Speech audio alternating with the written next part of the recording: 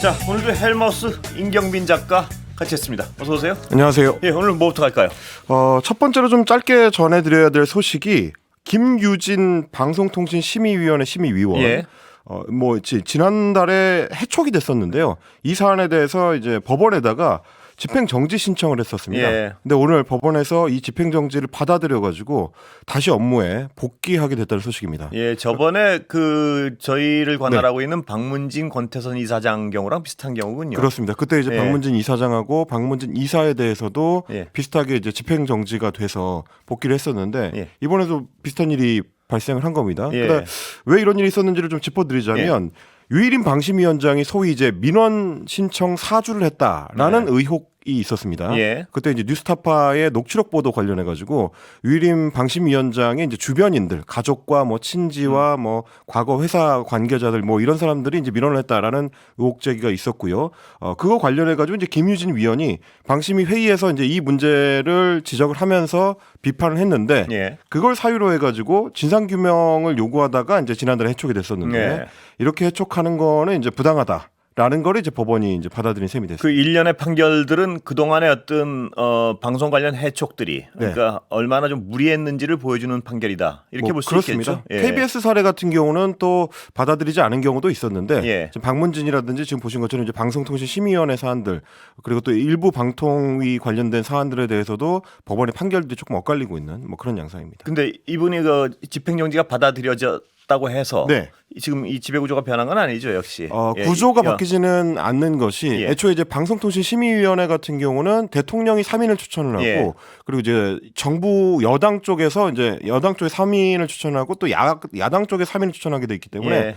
여야가 이제 6대 3의 구조로 돼 있습니다. 예. 근데 이제 김유진 위원이 복귀를 했기 때문에 지금 6대 2의 구조가 되고요. 예. 원래는 뭐 추가로 이제 임명해야 될 그 위원들이 있는데 아직 대통령이 그 위촉을 안 하고 있어가지고 예. 이제 그 구조가 아예 바뀌진 않을 위촉을 것 안 한 것이죠, 그러니까. 그렇습니다. 위촉을 아예 안 했거나 또 일부 인사들에 대해서는 그 좀 무리하게 해촉을 했다 이번에 법원에 오케이, 제동이 그런 걸린 거고요. 것이고요. 예. 예. 들어가 볼까요? 들어가 볼까요? 네, 임은정 대구지검 부장검사와 관련해 가지고 예. 공무상 비밀 누설 혐의를 지금 고위공직자 범죄수사처 공수처에서 수사를 하고 있는데 예. 오늘 압수수색을 했다는 소식입니다. 이게 이제 어떤 사건이냐면 2021년 3월에 그 당시에 대검 감찰정책연구관이었던 이제 임은정 부장검사가 페이스북에다가 글을 하나 올렸습니다. 예. 소위 한명숙 전 국무총리 모해 위증 교사 의혹과 관련해 가지고 이 사건에 대해서 본인은 계속 이제 이 문제 제기를 해왔었는데 그래서 사건과 관련해 가지고 검찰 측에 유리하도록 당시에 이제 감찰 3과장이 이 사건은 형사 입건을 하면 안 된다라고 예. 주장을 하고 있었는데 이 사람한테 사건 배당이 주인 검사로 지정이 되고 본인은 이 과정에서 이제 제외가 됐다. 예. 이런 문제 제기를 그 페이스북에다가 올렸거든요. 예. 근데 이게 불기소 처분이 내려지기 바로 전날이었기 때문에 공무상으로 취득한 비밀을 미리 공개를 했다. 이거는 공무상 비밀 누설이다. 예. 라고 해가지고 공수처에서 지금 이제 수사를 벌이고 있는 상황이고요. 예. 오늘 압수수색됐다고 하니까 임은정 부장검사 같은 경우는 역시 페이스북에다 글을 올렸는데 소위 입틀막 시대가 참으로 서글프다. 제가 결코 물러설 수 없는 한명숙 모해 위증 교사 의혹 사건을 세상에 알릴 기회가 더 주어져서 오히려 기쁘게 임하려고 한다. 네. 뭐 이렇게 이제 글을 썼습니다. 지켜봐야겠군요. 예. 다음 오늘 가장 뜨거운 소식인데요.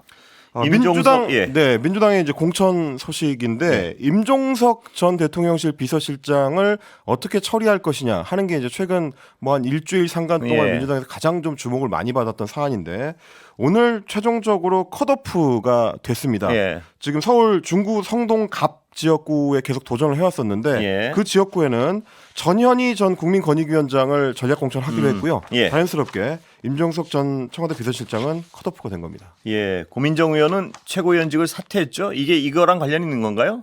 뭐 이제 직간접적으로 연관이 있다라고 말씀을 드려야 될 것 같아요. 예. 이제 고민정 최고위원 같은 경우는 지금 이제 최고위원 회의에서 계속해서 공천 관련된 문제 제기를 해왔는데 예. 지난 주말에 있었던 최고위원 회의 때도 뭐 공천이 좀 투명하게 이루어지지 못하고 예. 있다라는 문제 제기를 했었고 오늘도 사실 공천 문제와 관련해 가지고 결국 이제 최고위원을 그만두게 됐다라는 얘기를 꺼냈습니다. 예. 지도부에 사퇴하게 됐던 배경을 직접 설명을 했는데 들어보시겠습니다. 한번 들어볼까요?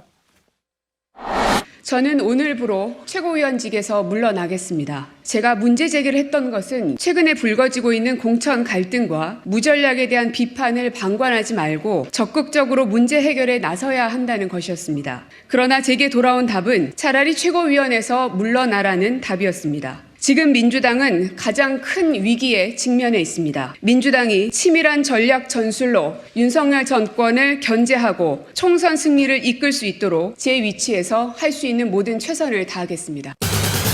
그리고 나서 이제 오늘 고민정 전 예. 최고위원 같은 경우는 뭐 본인의 이제 지역구 선거에 집중해서 예. 승리를 가져오겠다. 뭐 이런 이제 발언을 하기도 자, 했는데. 문제 제기. 네.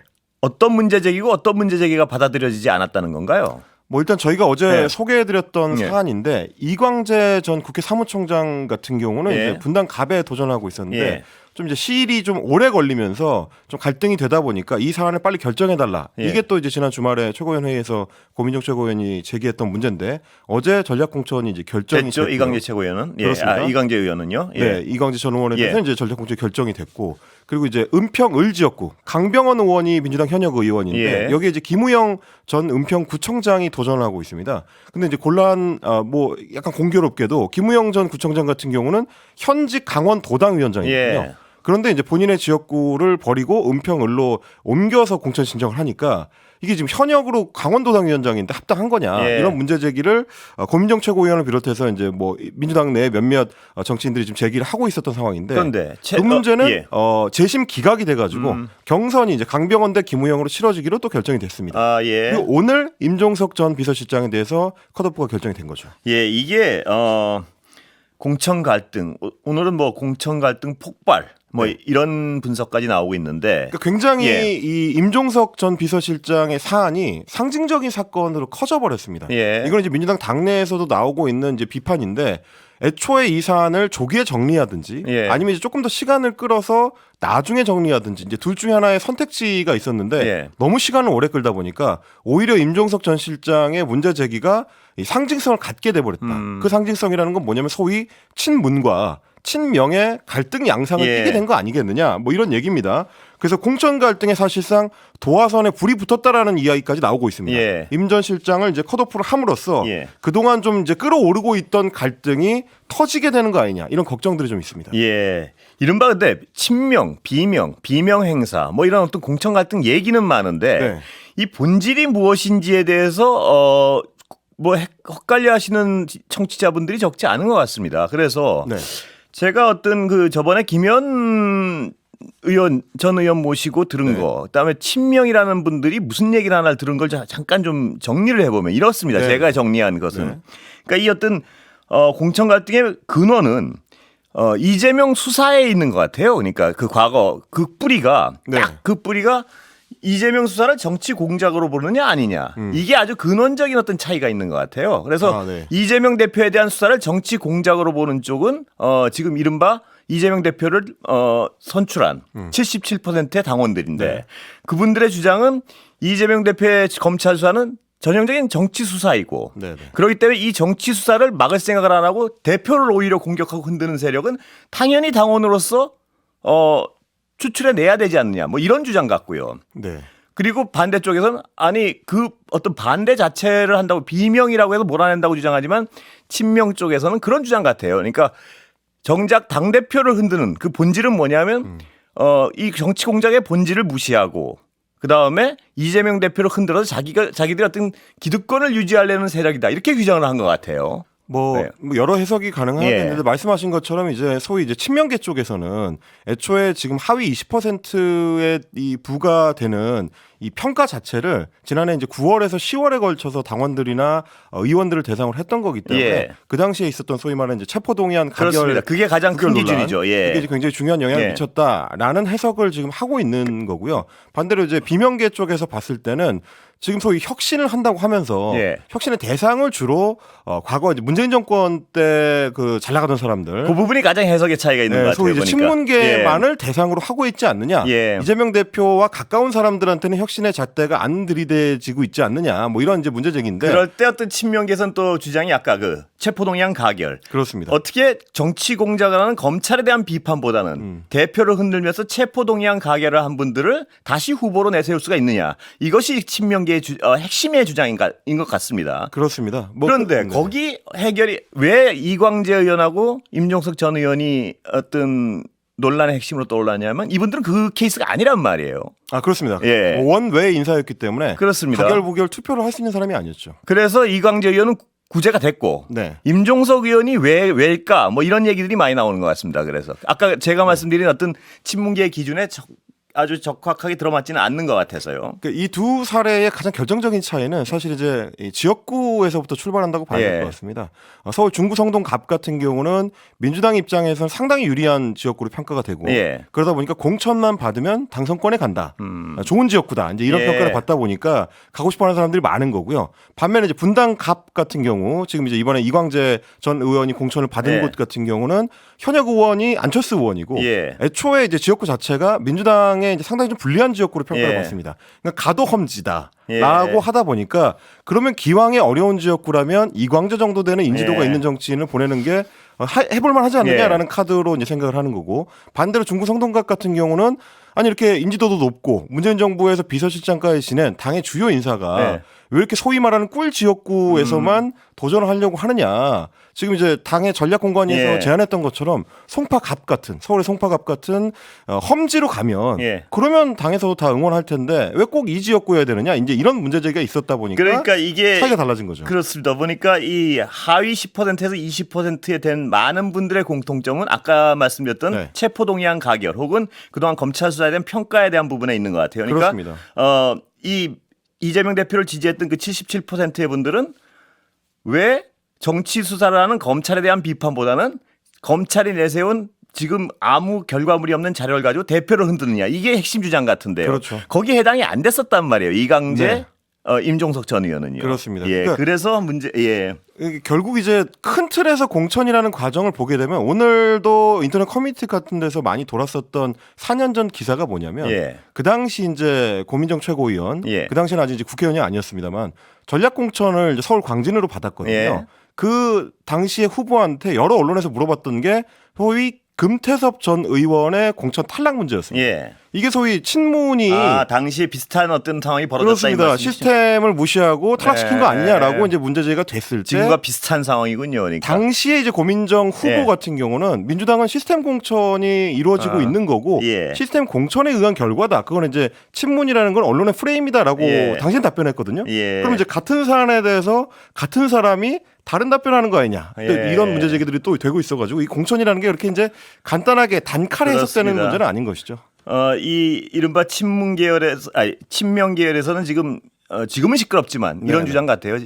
지금은 시끄럽지만 공천이 완료되고 상품이 진열되고 네. 그럼 다시 어떤 정권 심판론적으로 다시 재정비가 될 것이다. 뭐 이런 주장 같습니다. 보니까. 그러니까 그것도 사실 양쪽이 의견이 좀 엇갈립니다. 친명 쪽에서는 가능하면 공천을 빨리 끝내서 그렇습니다. 친명 쪽에서는 정권 예. 심판론으로 재편을 하자라는 주장을 하고 있는데 예. 지금 이제 걱정을 하고 있는 비명계 쪽에서는 상체기가 상당히 좀 누적이 되고 있기 예. 때문에 수도권에서 지금 지지율이 빠지고 있지 않느냐. 예. 이거를 좀 원만하게 마무리를 해야 된다. 또 이런 얘기를 또 하고 있습니다. 양쪽 주장은 이제 좀 명확해지는 것 같습니다. 보니까 네, 그렇습니다. 그동안 그냥 단순히 추상적으로 비명 친명의 어떤 그것의 본질은 검찰 수사에 대한 어떤 평가, 분석, 태도 뭐 이런 게 있는 것 같습니다. 보니까. 네. 예. 그래서 오늘 오후 2시부터 민주당이 이제 의원총회를 열었는데 예, 지금 어떻게 돼가고 있나요, 진짜?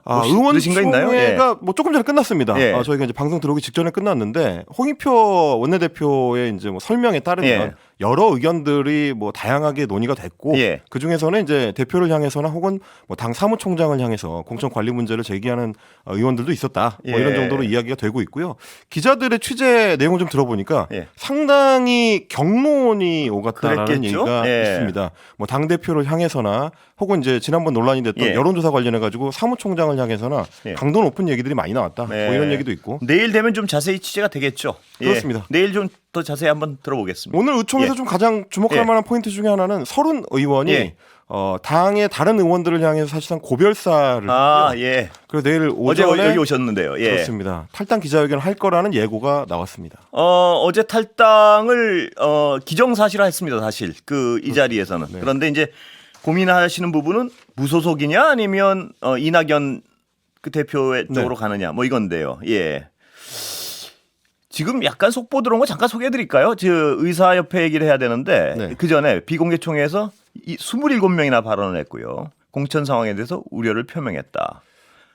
총선 승리가 목표가 맞느냐, 윤석열 정권 심판이 아닌 이재명 사당이 목적인 것이냐 등 이재명 대표를 공격하는 발언이 나오고 왜냐하면 또 예. 오늘 지난번하고는 다르게 이재명 대표가 의총장에 참석을 했습니다. 예. 본인이 이제 공개 발언을 하진 않았는데 그러다 보니까 이제 상대가 있으니까 예. 또 격하게 발언하는 의원들이 좀 있었습니다. 예, 내일 한번 자세한 내용 더 나오면 한 번 더 짚어보겠습니다. 네. 예, 자 의사 파업 어떻게 되어가고 있습니까? 그 전에 이제 뭐 국민의힘 소식도 잠깐 예, 그럴까요? 전해드리자면, 예, 예. 박민식 전 보훈부 장관 같은 경우는 영등포. 영등포 의뢰 도전을 했었는데 어제 공천관리위원회에서 양자 경선을 결정을 했거든요. 예. 그런데 오늘 오전에 이제 문자를 쫙 돌려가지고 지역구의 조속한 후보 확정과 총선 승리를 위해서 경선 상대인 박용찬 후보 지지를 선언한다라고 하면서 경선을 포기를 했습니다. 예, 이 현상 자체는 알겠는데 혹시 무슨 배경이나 뭐 이런 게 취재되는 게 있습니까? 좀 취재를 해봤더니 예. 일단 기본적으로 박민식 전 장관이 좀 예. 급하게 이 지역구로 오다 보니까 예. 아직 지역구 다지는 데 있어서 이제 시간이 충분하지 않아서 경선을 하더라도 승리를 좀 담보하기 어렵다라는 평가가 좀 많이 나왔었던 것 같고요. 그러다 보니까 좀 이럴 것 같으면 그냥 차라리 경선을 포기하고 다른 기회를 노리는 게 낫겠다라는 판단한 거 아니냐. 이런 얘기가 나옵니다. 왜냐하면 오늘 오후에 또 이제 단독 보도들이 좀 나왔는데 국민의힘에서 그래서 박민식 장관을 원래 정치적 고향인 부산 쪽으로 재배치를 하는 것도 검토한다. 뭐 이런 얘기입니다. 예. 뭐 일단 박 전 장관 본인은 아직은 이제 부인하고 있는 상태인데 서구동구, 부산 서구동구라든지 확구 가능성이 있는 남구 을이라든지 아직 남아 있는 지역구들이 있기 때문에 예. 재배치될 가능성도 아직은 좀 배제하기 어렵다. 예, 그러면 박용찬 후보가 확정된 건가요, 거기? 그렇습니다. 이제 이 양자 경선이었기 때문에 예. 한 명이 포기했으니까 사실상 단수 공천으로 결정이 될 것 같습니다. 예, 그렇군요. 예, 전공의 얘기 어떻게 되고 네, 있습니까? 전공의들의 집단 이탈이 지금 사실상 이제 가속화가 되고 있는 상황인데 복지부에서 발표한 내용을 보니까 99개 수련 병원을 점검한 결과 전공의들의 80.6% 예. 9,900여 명 정도가 사직서를 냈고요. 그 중에서도 8,939명 정도가 근무지를 이탈한 예. 상태다. 그러니까 출근하지 않고 있다라는 상황입니다. 정부는 일단 어제자로 수련 병원하고 수련 계약을 갱신하지 않은 그러니까 더 이상 출근하지 않겠다라고 하고 있는 레지던트 전공의들이나 혹은 수련 병원에 레지던트 과정 합격을 했는데 계약을 포기하는 사람들 이 사람들에 대해서 진료 유지 명령을 발령을 했습니다. 그러니까 이제 출근해라라는 얘기를 지금 발령을 한 상태고요. 뭐 일단 그 전공의들 입장에서는 이거는 직업 선택의 자유를 침해하는 것이다라고 예. 주장을 합니다만 정부에서는 의료법 체계 내에서 가능한 명령을 발령을 한 거고 우리는 법적 검토를 마쳤다 이렇게 이제 이야기를 하고 있습니다. 자, 그 설명을 들어보면요. 지금까지 강대강이지 어떤 타협점을 향해서 움직임은 전혀 없는 것 같습니다. 아직까지. 그렇습니다. 그렇다 보니까 이제 오늘 복지부에서 설명할 때는 예.